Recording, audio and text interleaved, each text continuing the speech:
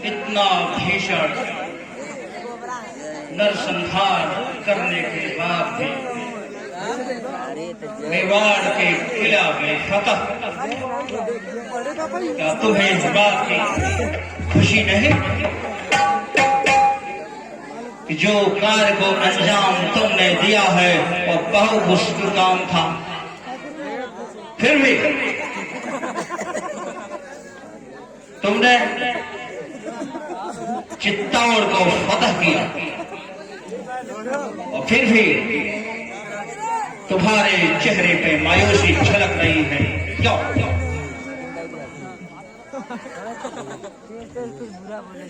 क्षमा करें साहब, हमारे साथ छल हुआ है, क्योंकि जिस राणा को मैंने मारा था वो राणा नहीं, राणा के पेट में कोई और था। इसलिए हुजूर हम क्षमा प्रार्थी हैं।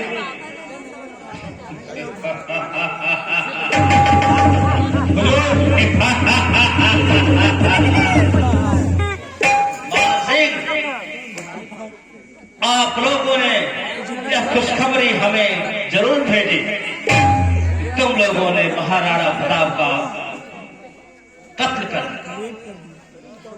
लेकिन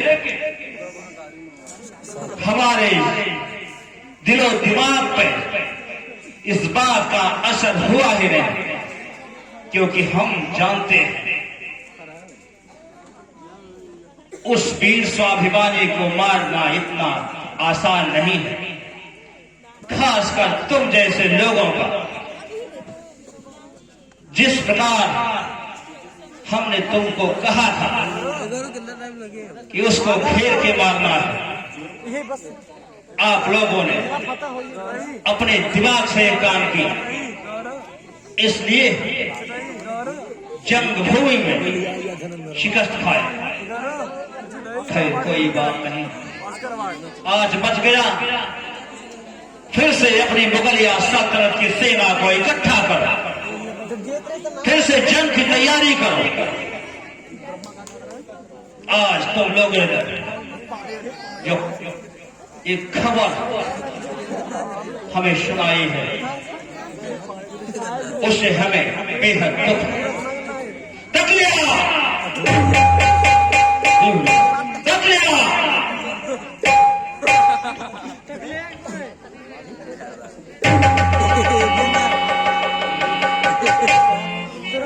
बीरबल जी, जी हुजूर,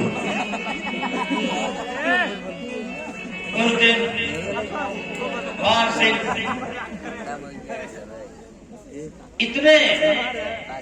इतने उतावले हुए और खुशखबरी अकबर महल तक पहुंचा दी, इन्होंने महाराणा प्रताप का कत्ल कर दिया। लेकिन बाखुदा परवरदिगार इस बात का गवाह है कि हमारे दिल ने इसे मानने से इनकार कर दिया, लेकिन हम चाहते भी नहीं थे कि उस शेर का कत्ल हो, क्योंकि हमारे हिंदुस्तान में वैसे भी शेरों का अकाल पड़ता जा रहा है। और एक बार हम दोनों के अतिरिक्त किसी को कानो कान खबर नहीं होनी चाहिए। बीरबल, हमारे जासूसों ने एक खबर हमें दी कि राणा इस समय अरावली के कंदराओं में अपने परिवार के साथ दर दर की ठोकरें खा रहा है। हमें लोग दीने इलाही कहते हैं, जिल्ले इलाही कहते हैं। हम उसे दिखाना चाहते हैं कि हम जितने बड़े रहमदिल हैं, हमारी रहमदिली किसी जलदरे से कम नहीं है। हम उसका मेवाड़ उसे वापस करेंगे और उसे कहेंगे कि हे राणा, हम तुम्हारे स्वाभिमान के आगे हार गए। क्यों? अत्यंत सुंदर है हुजूर। क्योंकि हम नहीं चाहते कि हमारे हिंदुस्तान से एक और शेर कम हो जाए। हम जहानारा दरबार मान सिंह के हवाले करके साधु भेष में हम अरावली के कंदराओं में उसे खोजें। यदि वो मिलता है तो हम उसे मेवाड़ उसे सौंप दें। क्यों? जी हुजूर। चलिए।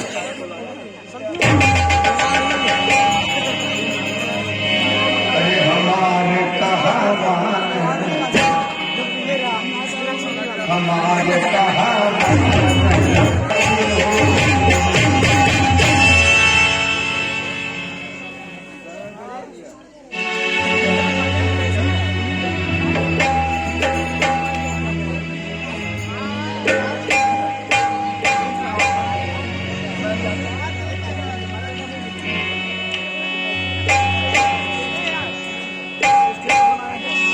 राणा के लंबे लंबे मूंछ, राजा जी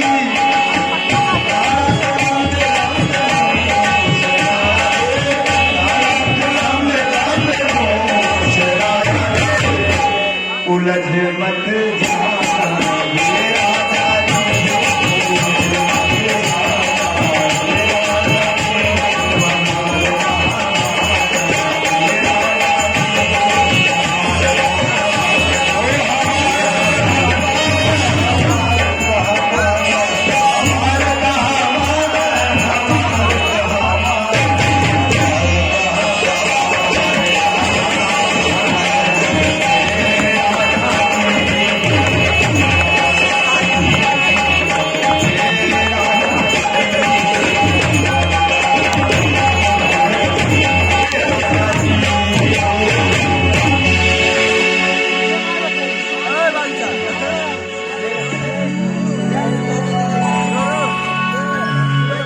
राजा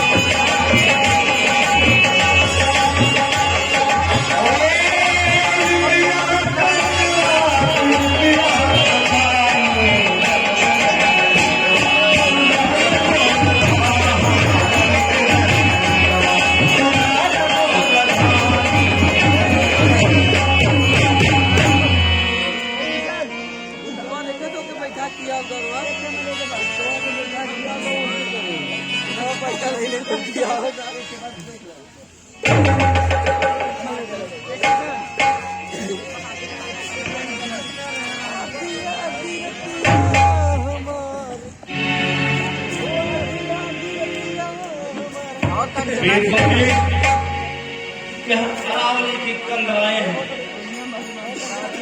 इतनी भयानक, इतनी खौफनाक,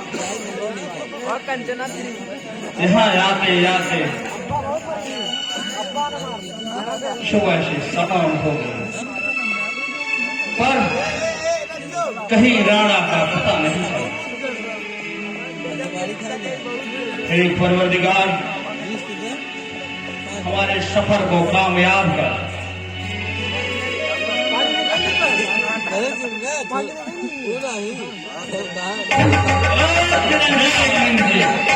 आइए, आप महात्माओं का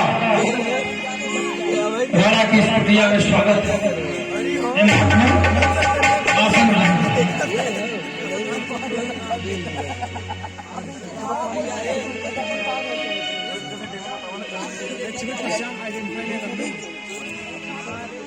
हे भक्त पुरुष, हम लोग सुबह से शाम तक किसी मिशन पे निकले हुए हैं, पर वह मिशन अभी तक अधूरा है। हमें बहुत भूख लगी है।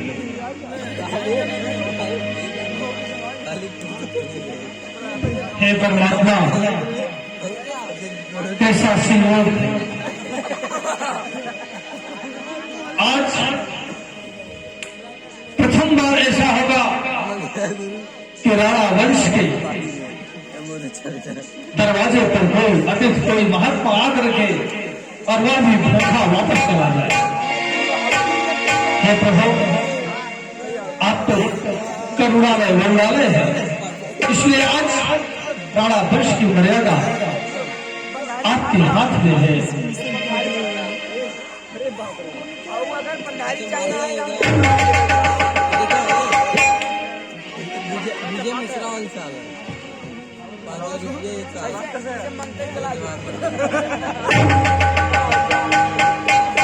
जहाँ स्वयं भोजन की व्यवस्था न हो, वहाँ घर आए को भोजन कराना भला कैसे संभव हो सकता है। अरे रोटी, तो तुम्हारे हाथ में रोटी है। पिताजी, मैंने अपने 3 दिन की रोटी बचा कर रखी हुई हूँ। 3 दिन? क्या भगवान, क्या 3 दिन तुमने भोजन नहीं ग्रहण किया? कोई बात नहीं पिताजी, अगर पहले खाली होती तो आज का क्या होता। वाह परमात्मा, वाह। हे राणा वंश, जिसमें ऐसी संस्कारी और आतिथ्य करने वाली बेटियां पैदा होती हैं, इसलिए ये चंपा, आज तूने अपने जो है हक की ओर राणा वंश की मर्यादा को सदा सर्वदा के लिए बचा लिया है।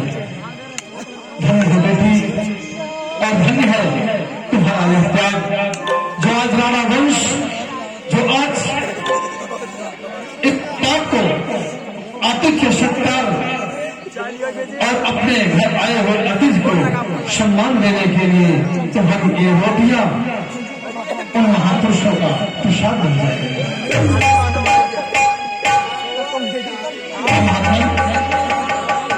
इस कुटिया में आपकी सेवा के लिए ये ही खाद्य सामग्रियां हैं, आप उनका सेवन कर हमें धन्य करें।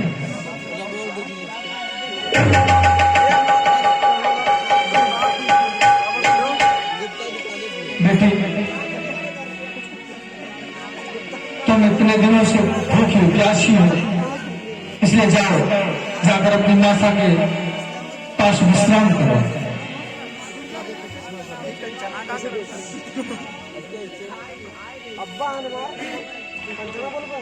हमें 1 लोटा पानी दो।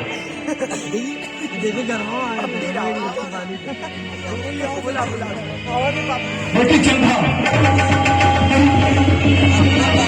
चंपा, क्या परमात्मा क्या हो गया? क्या तुम्हें क्या हो गया? यदि आप चलो कभी ना बेटी कुछ क्या हो गया? चंपा, कुछ तो आप रो गए, लगता है अब मैं नहीं बच सकती। मेरी आखिरी इच्छा सुन लीजिए। क्या कहना चाहती हो? आज ये भागा पिता तुम्हारी अंतिम इच्छा जरूर पूरी करेगा। बोलो बेटी।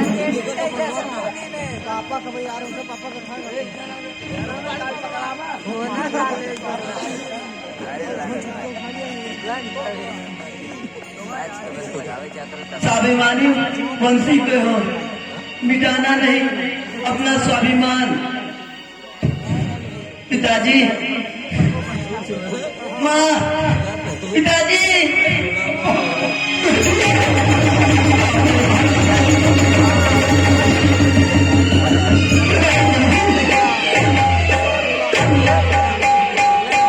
कितना मुश्किल है प्रभु,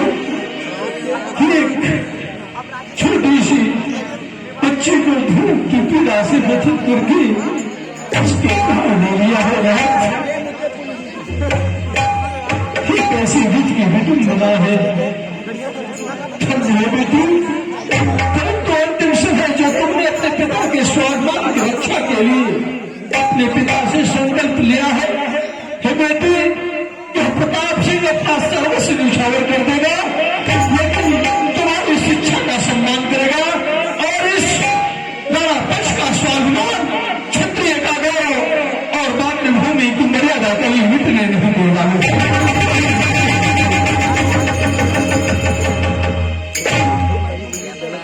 महात्मा, आपकी सेवा से मैं वंचित हो गया, इसके लिए क्षमा प्रार्थी हूँ आपका।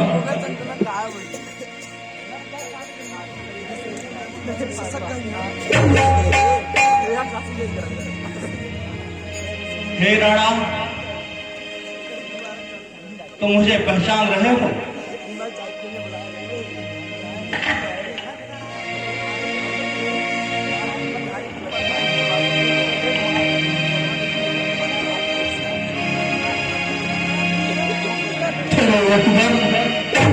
इस संसार में ऐसा कौन है जो अपने शत्रु और मित्र को न पहचानता हो? जरा तुम्हें भली भांति पहचान गया। तुम कोई और नहीं बल्कि स्वयं दिल्ली सल्तनत के शहंशाह जलालुद्दीन मोहम्मद अकबर।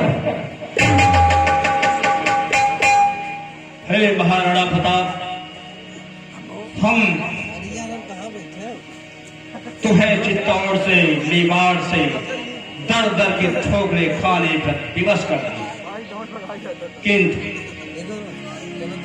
आज इस मरती हुई बच्ची के मुंह से जो स्वाभिमान का अल्फाज निकला है, उससे हम अंदर तक हिल चुके हैं। हे राणा, बीरबल ने कहा था कि स्वाभिमान इंसान का सबसे बड़ा, सबसे ऊंचा, फलक से ऊंचा और लोभ से सख्त अगर इसे कर तो सहसा हमें यकीन नहीं हुआ, लेकिन आज इस छोटी सी बच्ची के जुबान पर जब ये अल्फाज निकलने लगे तो कसम परवरदिगार की हमें यकीन हो गया कि हमारे बीरबल के कहे कहे एक शब्द वो अच्छा सा सत्य था। तुम्हारी जागीर, मेवाड़ का किला, सारे चित्तौड़ नगरी हम तुम्हें वापस करते हैं। जाके तुम वैसे ही राज करो जैसे पहले करते थे। आज हम इस छोटी बच्ची से हार गए हैं।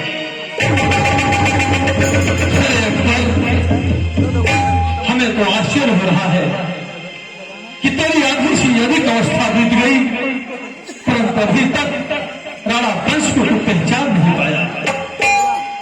अभी अभी तेरे समक्ष एक छोटी सी अपराध बच्ची जो है स्वाभिमान के लिए, स्वतंत्रता के लिए अपने प्राणों की आहुति दे दी, और तुम उसी क्षण राणा से कहते हो कि तुम अपनी मेवाड़, अपनी विरासत, अपना राज सब कुछ मुझसे वापस ले लो। सुल्तान दे रहे हो, मेवाड़ मुझको बख्शीश में देने से कब तक पहनूंगा? आज अपने शीश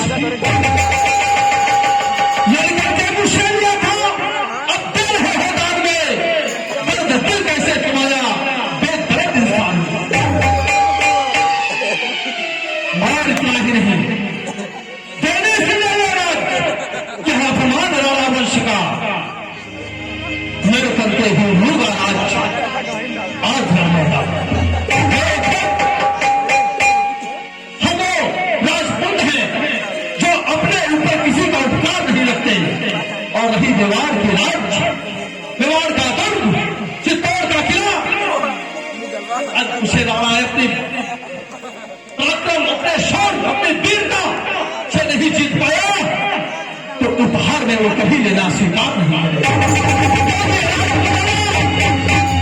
इतिहास में राणा को दिए गए राज्य, दिए गए उपहार का झूठा करण कह सके, इसलिए राणा ऐसा कोई निंदनीय कार्य नहीं करेगा।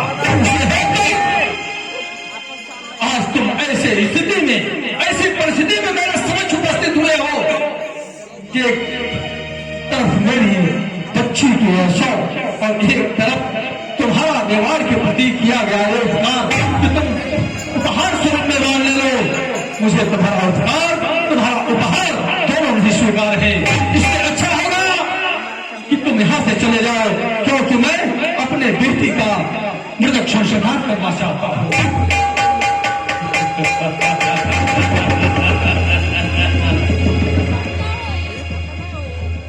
हे राणा, सोच लो, यह आखिरी मौका है तुम्हारे लिए, क्योंकि तुम जानते हो तुम हमारा मुकाबला नहीं कर सकते, क्योंकि तुम्हारी औकात हमारे सामने एक चींटी से ज्यादा नहीं है। इसलिए जो हम कह रहे हैं उसे करो, क्योंकि हम नहीं चाहते, और हम पहले ही कह रहे थे, और मेवाड़ पर, मेवाड़ के किले पर हम आक्रमण करने के विरुद्ध थे, लेकिन तुम्हारा भाई मान सिंह, तुम्हारा भाई शक्ति सिंह, यही दोनों सबसे ज्यादा हमें आगे बढ़ने के लिए प्रोत्साहित करते रहे और चित्तौड़ पर आक्रमण करने के लिए उकसाते रहे। हम क्या करते? आप अपने भाइयों का दोस्त हमें क्यों देते? कसम परवरदिगार की, हम नहीं चाहते थे कि तुम इस दशा में पहुंचो। अकबर, शायद इस बच्ची के अंतिम शब्द से तुम्हें मेवाड़ का स्वाभिमान समझ में आ गया होगा, एक राजपूत का अभिमान समझ में आ गया होगा। इसलिए अब तुमसे मैं निवेदन करता हूं कि यथाशीघ्र यहाँ से प्रस्थान करो, क्योंकि मैं अपने इस मृतक बच्ची का संस्कार करना चाहता हूँ। परंतु जाते जाते यह स्मरण रखना कि शीघ्र ही हम तुम्हें युद्ध के मैदान में चुनौती देंगे, और उसी हल्दी घाटी में तुमसे हम पुनः अपना दुर्ग वापस लेंगे। सौगंध है इस मेवाड़ की माटी का, सौगंध है इस मेवाड़ की माटी का। राणा अपना अधिकार जमाएगा, और जब तक जीवित रहेगा ये राणा, ध्वज मेवाड़ का फहराएगा। जाते जाते याद रखना कि तुम्हें यथाशीघ्र मैं पुनः हल्दी घाटी के उस युद्ध के लिए आमंत्रित करूंगा।